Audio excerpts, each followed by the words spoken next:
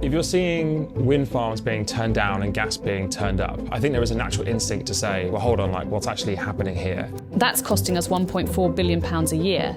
But the problem is not the wind generation, it's that we don't have the network to take the wind generation to where it's needed, i.e. the demand in the south. In 2025, Scottish wind farms were paid £350 million to turn off. At the same time, Britain paid over £1 billion to fire up replacement power elsewhere, mostly gas. The overall bill came to £1.35 billion.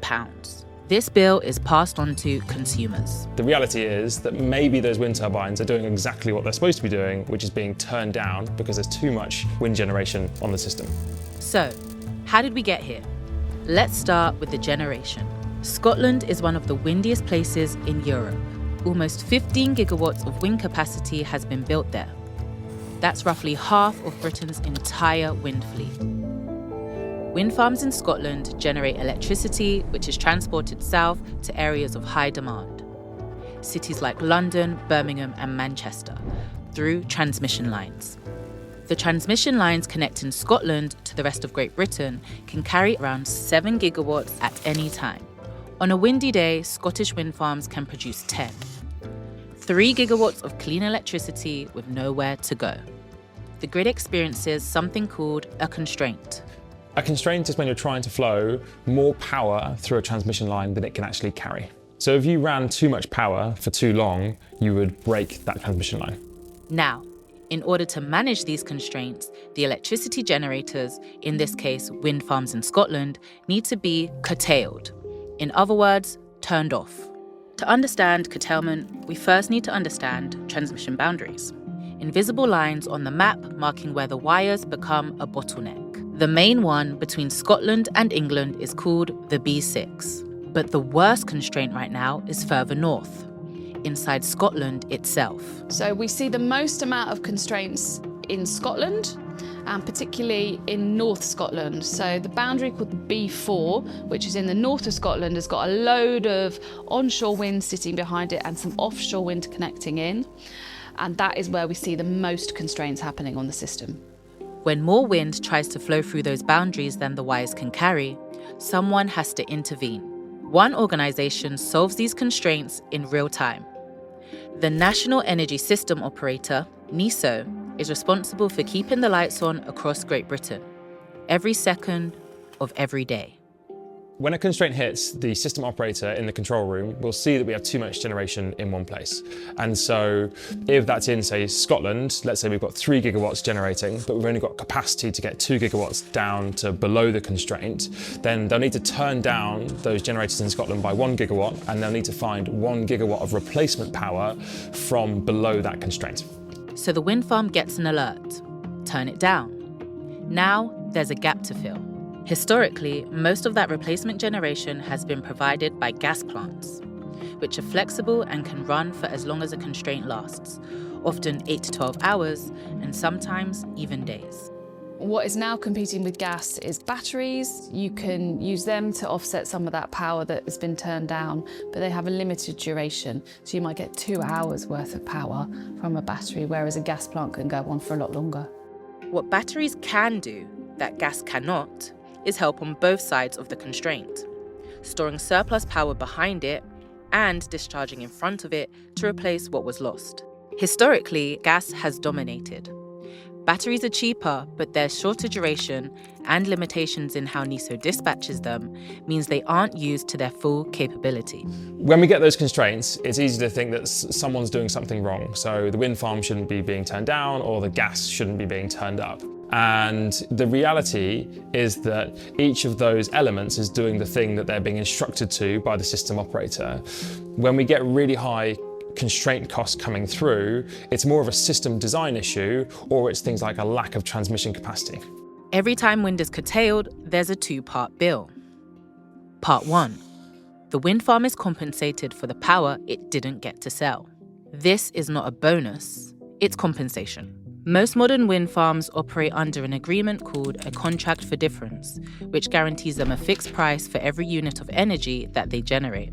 When they're told to stop generating, they'll charge the system operator to make up for that lost revenue from the energy they would have produced.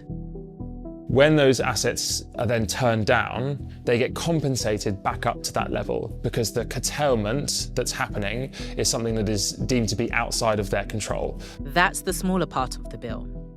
The second part is what gets paid for the replacement power that gets turned on instead. And that cost moves with the global gas market. When we rely on gas to manage constraints, we are essentially asking those gas units to turn on, which comes at a price, and that price is dependent on the gas price and the carbon price at a high level.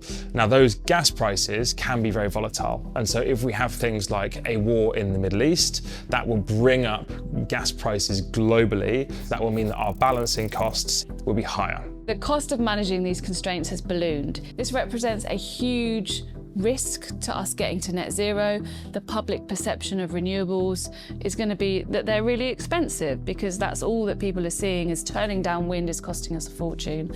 We're generating all this clean power, building all this infrastructure, but we're turning it down. What's the point? Research suggests that an efficient grid can expect about 5% of its renewable output to be curtailed.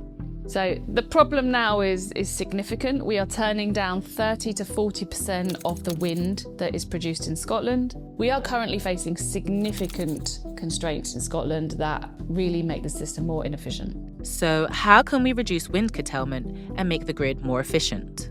Britain has 3 routes available. The first, build more transmission. More wires, more capacity.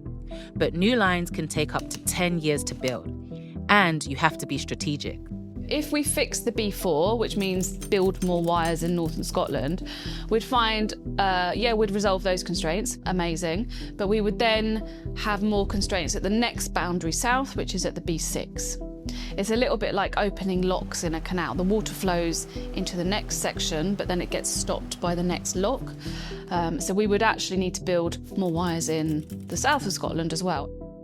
The second, develop more storage and flexibility. Building and utilising batteries either side of the constraint can reduce the cost of curtailment and avoid wasting cheap, clean energy.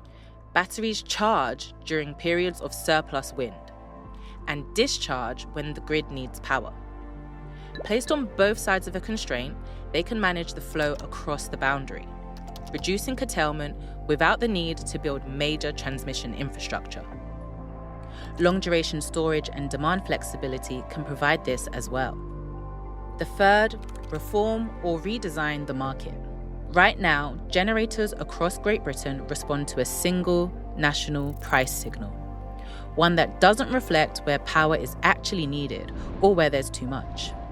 A locational approach would give generators a real signal about where to build and when to generate. This kind of locational pricing isn't untested. Grids in Texas, California, and many others in the United States already operate this way. The British government considered a full redesign, but instead opted to reform the current market. The idea is that the changes in that reformed national price will give us a system that works better locationally. We're yet to see what that really looks like, and it may be the case that if reformed national pricing doesn't do the job it's supposed to, we might go back to a system like zonal. The wind resource is there. The technology works, but we're building the energy system of the future on a grid built for the past.